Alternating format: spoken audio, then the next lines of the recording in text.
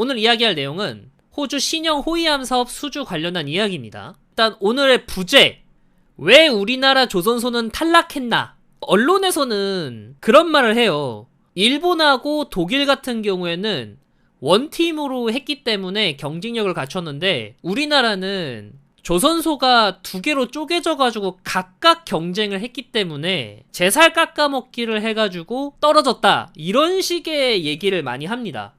물론 거기에 대해서도 일정 부분은 맞는 말이라고 생각은 해요. 그게 틀린 말이다 라고는 생각은 안 하는데, 저는 개인적으로 그게 그렇게까지 많이 영향을 줬나? 라는 생각을 하고 있어요. 그래서 오늘 영상을 준비했고요. 자, 일단 먼저 사전 용어 정리부터 먼저 할게요. 이 영상에서는 호주 신형 호위함 사업이라고 얘기를 안 할 거고요. 대구급, 충남급 호위함 이렇게 얘기를 안 할 거고요. 모가미급 호위함 이렇게 얘기 안 할 겁니다. 보시는 바와 같이 C3000 프로젝트 혹은 C3000 이렇게 통일해서 얘기를 할 거고요. 대구급, 충남급 호위함은 FFX 배치 2, 배치 3 이렇게 얘기하고, 요거 뭉뚱그려 말할 땐 그냥 FFX라고 얘기를 할 거예요. 모가미급 호위함도 모가미급 호위함으로 안 부르고 30FFM이라고 부를 거예요. 대구급 호위함, 충남급 호위함 이렇게 얘기하면 마치 국내에 있는 배를 그대로 수출하는 듯한 생각을 하게 돼. 모가미급 호위함이라고 얘기를 하면은 모가미급 호위함 지금 있는 스펙 그대로 수출하는 거라고 생각을 잘못하더라고. 자, 프로젝트 C3000은 뭐냐? 이거는 호주의 신형 호위함 사업입니다. 국내 언론에서는 이렇게 얘기하잖아. 이 숫자를 참 좋아요, 우리 언론이. 10조 원짜리 호주 신형 호위함 사업이다! 이렇게 얘기를 해요. 아무도 요거의 정식 명칭은 몰라요. 프로젝트 C3000입니다. 안자급 호위함을 대체하기 위해서 총 11척의 신형 호위함을 도입을 하고, 그 규모가 다 합쳐서 한 10조 정도 된다, 이거예요.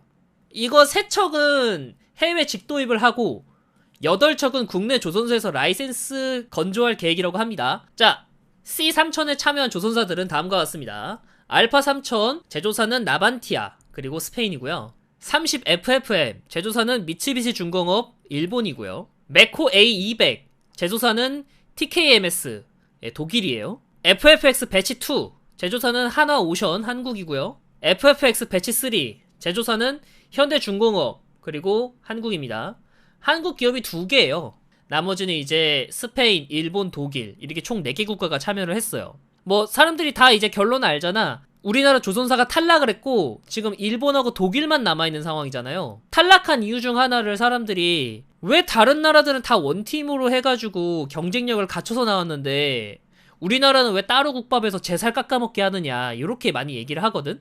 틀렸다라고 생각은 안 드는데 좀 더 본질적인 이유가 있다고 전 생각을 해요. 일단은 우리 호위함 자체가 좀 점수를 못 받을 만한 호위함들이었다, 이렇게 이제 이해를 해주시고 제 설명을 좀 들으시면 되겠습니다. 자, 호주의 요구사항부터 먼저 볼게요. 호주는 1급 수상 전투함과 함께 해상 무역로 경비 임무를 할 수 있는 배를 원했어요. 이게 첫 번째. 두 번째, 해상 작전 헬기 운용 능력을 가져야 된다. 세 번째, 개함 방공 능력을 가지고 있어야 된다. 대함 및 대지 타격 능력을 가져야 된다. 능동, 수동, 예인, 배열 소나를 포함한 대잠정 능력을 가져야 된다. 이렇게 얘기를 합니다. 요거 세 개 묶으면 결론이 뭐냐? 범용성 높은 호위함을 원한다, 이 소리예요. 우리나라 호위함이 범용성이 굉장히 높거든? 장점 보면은 일단은 FFX의 공통적인 장점입니다. 첫 번째로 코드로그 추진 방식이라서 현 시점에서 정숙성과 연료효율이 가장 높아요. 정숙성이 높다는 거는 소나 효율을 굉장히 높여줄 수 있다는 거거든. 우리 배틀그라운드 같은 것도 할 때 헤드셋 끼고 하잖아. 왜 그런 거겠어. 진짜 조용한 곳에서 진짜 방해 없이 딱 사운드 플레이만 하려고 이제 헤드셋을 끼는 거잖아. 그거랑 똑같은 거예요. 그리고 수주 경험이 있습니다. 물론 이제 배치 3는 수주 경험이 없죠. 근데 배치 2는 필리핀하고 태국에 판매를 한 실적이 있어요. 실제로 운영하고 있고 취역도 했고 그러고 있습니다. 다른 조선사들 가운데 가장 가성비가 좋고요. 기술 이전도 관대합니다. 한 척당 3천억 원대로 지금 경쟁업체 중에서 가장 가성비가 좋다고 하고요. 그리고 기술 이전과 관련해서도 긍정적인 시너지를 가지고 있어요. 그래서 결론은 우리나라 FFX의 그 장점은 우수한 정숙성과 시너지가 결합된 대잠전 성능을 가지고 있고 개함 방공 능력도 가지고 있고 뭐 여러모로 가성비가 좋은 그런 군함이다 라고 할 수 있어요. 근데 이제 모두가 다 알잖아. 현재 수주전 상황은 탈락했습니다. 지금 남은 거는 30FFM하고 메코 A200 요거 두 개밖에 안 남았고요. 왜 탈락했냐에 대해서는 좀 서술을 좀 해주자면, 일단은 얘는 왜 탈락했냐, 얘는 작전 일수가 좀 떨어져서 탈락을 했어요. 그러면 이제 오늘 주제는 부제 나와 있잖아요. 왜 떨어졌냐, 여기에 대해서 설명을 할 건데, 제가 설명하는 포인트는 뭐 외부적인 설명이 아니에요. 예를 들어서 뭐 기술 이전과 관련돼서 옵션이 더 적네 마냐네, 뭐 국제 정치 외교적으로 봤을 때 어느 나라랑 같이 사업을 하는 게 더 유리하네 마네, 요런 얘기는 하나도 없어요. 제가 보는 건 오직 군함의 스펙과 그리고 성능, 옵션과 관련된 이야기를 할 거예요. 이것만으로도 탈락의 이유가 있어요. 자, 그럼 왜 떨어졌냐? 진짜 단도직입적으로 말해서 우리 호위함은 연안 전투함입니다. 태생이 북한만을 바라본 연안 전투함이에요. 그래서 연안에서 작전하는 걸 전제로 건조하다 보니까 헬기 갑판하고 헬기 경납고가 굉장히 작아요. 대형 헬기 운영에 굉장히 부적합합니다. 그러니까 여기 보면은 나와 있잖아 벌써. 1급 수상 전투함과 함께 해상 무역로를 경비할 임무 메인이라고 했잖아. 우리 FFX 작전하는 거 봐. 전부 다 이제 연안에서 북한의 잠수정, 잠수함 그런 애들이 남하하면은 그거 막을 목적으로 만든 애들이잖아. 그래서 연안 전투에 정말 특화돼 있고요. 그러다 보니까 원양에서 작전하는 능력이 조금 떨어져요. 그래서 정리하면 이래. 1급 수상 전투함과 함께 해상 무역로 경비 임무가 부적절해요. 왜냐면 우리 FFX는 함대에 소속돼 있어요. 1함대, 2함대, 3함대에 소속되어 있어서 연안 경비가 목적이에요. 얘네 임무가 대양에 나가가지고 적과 대치하는 게 아니라 우리 영해에 뭔가 접근하면 그거 막으러 가는 게 목표입니다. 해상 작전 헬기 운영 능력이 떨어져요. 정확히 말하면 10톤급 대형 해상 작전 헬기 운영이 조금 어려운데, 10톤급 대형 해상 작전 헬기가 뭐냐? MH-68 시호크 이런 애들인데, 물론 운영은 할 수 있습니다. 실제로 이제 이착함하는 영상이 있어요. 뭐 쓰려면 쓸 수는 있는데 조금 부적절해요. 이게 안전거리가 문제가 돼요. 연안에서 작전하는 거를 전제로 하다 보니까 이렇게 된 건데, 연안에서 작전을 한다. 높은 파도나 파랑을 덜 맞는다. 배수량이 작아도 괜찮다.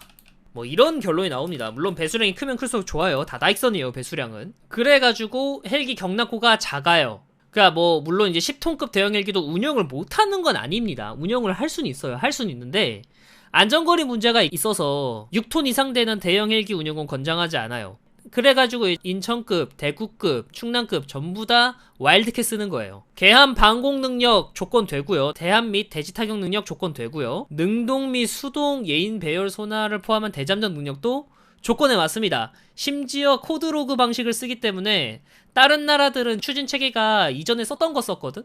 근데 유일하게 FFX만 코드로그 방식을 썼었어. 가장 대잠전에선 정숙하다라는 평가를 받을 수 있어요. 요거 3개는 되는데 요거 2개가 안 돼서 떨어진 거예요 사실은. 이거 2개가 가장 핵심이거든. 그러니까 사실 우리가 호위함을 하니까 FFX를 얘기한 건데, 근데 사실은 호주가 원하는 건 이 정도인 거야. 우리 충무공 이순신급 정도 돼야지 이제 원양 작전에 나가잖아. 실제로 충무공 이순신급은 청해부대까지도 가잖아요. 배수량이 크기 때문에. 배수량이 크면 무조건 좋습니다. 군함에서는. 결국 이제 호주가 바라는 신형 호위함은 이런 충무공국 이순신급 같은 배를 원한 거지 3000톤에 맞춘 배가 아니라는 거예요. 실제로 그리고 헌터급 구축함이 있어요. 헌터급 호위함은 이렇게 생겼습니다. 실제로 8800톤이나 되고요. 얘랑 같이 다니려고 만든 거예요. 우리나라로 치면 세종대왕함과 함께 작전할 수 있는 충무공 이순신급 구축함을 원하는 게 호주예요. 그냥 사실상 구축함을 원한 거예요. 우리나라 기준에선 구축함을 원한 거예요. 근데 이제 뭐 그런 말 하거든? 야, 자동화율 떨어져서 탈락했다 뭐 이런 얘기 하거든? 아닙니다. 그러면은 이 나반티아가 왜 탈락을 했어? 이 나반티아가 왜 탈락을 했어? 뭐 자동화율이 떨어져 탈락했다라는 거는 제가 봤을 때는 근거가 없다고 생각해요. 그리고 사실 승무원 90명 이하로 줄인 게 저는 좋게 보지 않아요. 자동화는 언제나 해왔던 거야. 근데 지금 자동화는 뭐가 문제냐? 억지로 자동화를 하려고 했는 거야. 지금 기술이나 이런 걸로는 아직까지 자동화하기 어려운 무언가를 자동화를 억지로 하려고 하는 거야. 그러니까 억지로 하니까 무슨 현상이 벌어지냐. 업무는 그대로인데 승무원이 줄어들어요. 무슨 일이 벌어져. 남은 승무원들이 짬 맞는다는 소리예요. 자동화, 뭐 소인화, 무인화 약간 요런 거에 너무 환상을 많이 가지고 있다 보니까 그건 아니다라고 이제 얘기를 하려고 이렇게 얘기한 거고요. 그래서 누가 될 것 같냐? 일각에서는 이제 메코가 될 것 같다 이렇게 얘기를 해요. 왜냐면 단자급 호위함이 메코급 호위함이에요. 그렇기 때문에 기존에 있던 방식 그대로 이제 사용한 업그레이드한 메코 A200이 호환성이나 그런 면에서 좀 더 나을 수 있다라고 판단하는데 저는 개인적으로 30FFM이 될 것 같다고 생각을 해요. 근거는 아까 얘기했던 것처럼 이거예요. 1급 수상 전투함과 함께 해상 무역로 경비 임무를 할 수 있는 호위함이 필요하다. 이게 제 1목표예요. 이게 호주의 제 1목표가 내가 봤을 때 이거인 것 같아.